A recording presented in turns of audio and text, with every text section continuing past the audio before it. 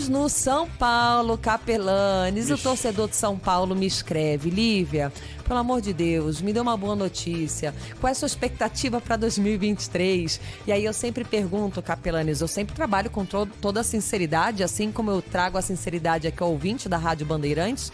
Eu pergunto, lógico, com um pouco de deboche, ironia e com a leveza que o futebol precisa. Eu falo, você quer manter a amizade ou quer que eu seja sincera? Eu quero que eu seja 100% sincera, o que lhe é característico. O ideal é não ter expectativa, meu amor, para falar de São Paulo Futebol Clube. Esquece, é não colocar expectativa, porque a decepção vem quando você coloca uma expectativa e normalmente se tem expectativa porque é alta. Exatamente. Então o Rogério Ceni, nessa temporada que se encerra, já deixou bem claro nessa reta final especial para que não vai ser um ano fácil 2023, não tem muito o que contratar, porque não tem dinheiro. O mercado é uma grande interrogação, você não consegue trazer personagens para mudar seu elenco sem ter dinheiro, sem ter projeto, sem ter o que apresentar a esses personagens.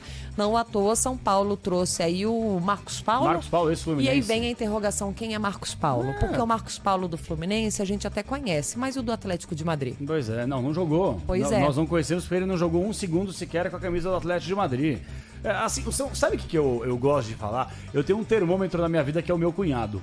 O meu cunhado, ele é muito São Paulino, mas sabe aquele São Paulino chato? Chato. O São Paulo pode estar pindaíba, pode estar ganhando nada. Já é cunhado e é São Paulino pois e você tá chamando de chato? Já é duro, né? E se cunhado fosse bom, é aquela coisa também, se né? cunhado fosse bom, não começaria com cunhado. E, cara, de uns anos pra cá, o São Paulo mesmo ainda oscilando. Tudo bem que São Paulo aí, de 2 anos pra cá, conseguiu conquistar um campeonato paulista, o que é um título importante, sem dúvida alguma. Sim. Mas pro tamanho da história do São Paulo, gente, vamos falar, é pouco. Então o próprio torcedor São Paulino, ele foi tirando o pé do acelerador ao longo dos últimos anos, porque infelizmente não é que não dá pra confiar nesses jogadores, não é que não dá pra confiar no Rogério Ceni, é que não dá pra confiar na gestão. O São Paulo, ele vem ladeira abaixo desde a reta final do mandato do Juvenal Juvens, que foi um grande presidente na sua primeira passagem, e na reta final da sua segunda foi muito mal. E aí depois encadeou aquela situação constrangedora, até hoje mal explicada, envolvendo Carlos Miguel Aidar, pra mim o pior presidente da história do São Paulo Futebol Clube. Na sequência, o segundo pior presidente da história do São Paulo Futebol Clube, Carlos Augusto de Barros e Silva, o Leco. E aí vem o Júlio Casares, que eu fui, entre aspas, enganado pelo Casares. Porque o discurso do Casares, quando candidato à presidência do São Paulo, falando aqui na Rádio Bandeirantes, era um discurso maravilhoso. Um discurso que você via que ele poderia recuperar o São Paulo com as suas ideias. Mas aí eu pergunto, por que essas ideias não foram tiradas da cabeça? Por que não foram tiradas do papel? Por que não foram colocadas em prática? Pelo contrário, São Paulo caindo pelas tabelas, e aí a direção estava mais preocupada em rasgar o estatuto do que no bem-estar do próprio São Paulo Futebol Clube. Então eu vou falar a verdade, Lívia, para fechar. Eu não espero que o São Paulo possa brigar por títulos em 2023, o que é uma pena, uma pena. Eu torço muito para que o São Paulo possa voltar a ser o São Paulo forte que a gente conhece, mas com essa atual gestão, eu duvido. Não tem como ser diferente, Capelanes, a expectativa é essa, e quando a gente pensa na retrospectiva do São Paulo, e eu lembro do torcedor na bronca com o time, com a entrega do que foi a vergonha da Copa Sul-Americana, a final, porque o time não jogou nada. Nossa. Conseguiu muito enxergar uma final, mas não jogou nada, eles não entregaram. Eu lembro do torcedor na bronca com o Rogério Ceni. O torcedor tem sua razão, porque o torcedor empurrou o São Paulo, foi pra arquibancada, foi ao Morumbi, empurrou o clube. Só que eu não consigo imaginar, Capelanes, hoje, o São Paulo sem Rogério Ceni.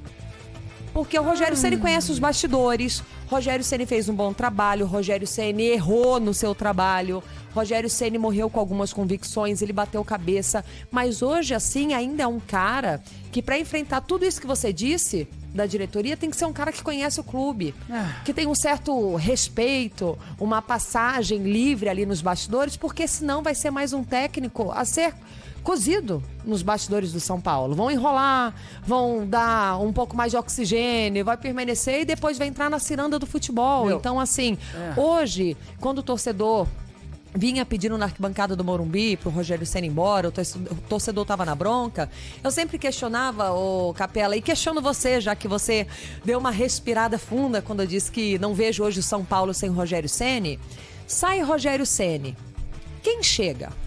Quem assume? Quem tem a força para segurar a bronca desse tamanho com a realidade tão cruel como se encontra o São Paulo? Tem duas nuances. Conta. Esse seu pensamento. O primeiro, que eu concordo quando você fala que, se não o Rogério Ceni, quem? Quem? Só que sabe qual que é a impressão que me dá? Que o Rogério Ceni é o pai do São Paulo. Ah, isso não é. Que o Rogério Ceni pega o clube no braço, pela mão, ó, você tem que caminhar dessa forma, desse jeito, porque vocês não sabem como funciona o São Paulo Futebol Clube. Gente, temporada passada, eu falo temporada passada, mas é esse ano ainda, tá? Mas é que a temporada já acabou, então já é pra mim a passada que eu tô projetando 2023. O Rogério Ceni teve que chegar numa entrevista coletiva, gente, e falar que a piscina, que recupera atletas e foi importante na sua recuperação quando ele teve lesão, poucas é verdade na carreira, ainda bem, tava vazia. Não tinha água. E aí, semanas depois, ou dias depois, a piscina foi colocada. Então, o meu ponto, gente, é poder entender, dar realmente a impressão que o São Paulo hoje é menor que o Rogério Ceni. Então, e a gente sabe que não é. A gente sabe que não é. Nenhum óbvio. jogador é maior do que o São Paulo. Perfeito. O Rogério Ceni, jogador, tem uma história linda, mas quando você coloca, eu tenho a impressão que o Rogério Ceni é o pai do São Paulo, eu te questiono, a culpa é de quem? Não dá. Porque precisou o Rogério Ceni ir na coletiva de imprensa e falar, nós temos uma piscina vazia. Nós temos atletas precisando se recuperar e fazendo um período só, porque ninguém quer trabalhar. E dando indireta em departamento médico, de fisioterapia e etc. E aí eu te questiono, Capelani, eu acho que o Rogério Ceni não deva ser um personagem fácil de trabalho, mas para ele chegar numa coletiva de imprensa, expor a situação do seu clube, o clube de coração dessa forma, eu acho que ele já devia ter tentado algo nos bastidores para chegar ao ponto de colocar tudo na mesa. Eu também, eu concordo contigo. Agora, essa relação envolvendo o Rogério Ceni, aqui está um fã do Rogério Ceni, tá? Eu não sou São Paulino, mas aqui está um fã do Rogério Ceni. Dois. Por que eu sou fã do Rogério Ceni? O Rogério Ceni tem os seus equívocos, já meti o pau no Rogério Ceni. Acho que ele desrespeita o torcedor em alguns momentos, quando ele demora quase 3 horas, pra ir pra uma entrevista coletiva. Os torcedores, a imprensa. Mas eu me refiro mais ao próprio torcedor, quando o São Paulo perde, que é um rápido depoimento, sabe, do Rogério, uma explicação de alguém, porque o Rui Costa não existe no departamento de futebol do São Paulo. Ele não se manifesta, então ele não existe pro torcedor. É uma figura meramente ilustrativa que não aparece em lugar nenhum. O Carlos Belmonte, que eu tenho o maior respeito, também tomou Doril, desapareceu, sumiu.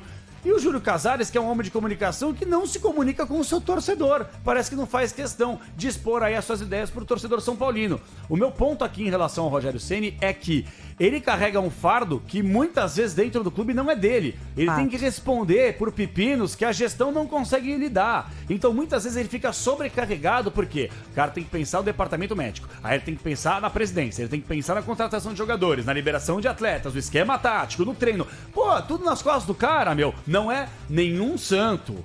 Eu não tô aqui falando que ele não tem os seus problemas, ele tem como qualquer outro profissional. Mas o meu ponto de vista é, os caras transferem a responsabilidade pro Rogério Ceni porque ele conhece o clube com poucos lá dentro, Lívia. Por isso que eu te questiono, se não for Rogério Ceni, faço a mesma pergunta para você, ouvinte da Rádio Bandeirantes, pode mandar sua mensagem para cá, vocês já conhecem o número 999-048756, o ouvinte da Rádio Bandeirantes que está nos acompanhando no YouTube também, youtube.com/Rádio Bandeirantes Oficial.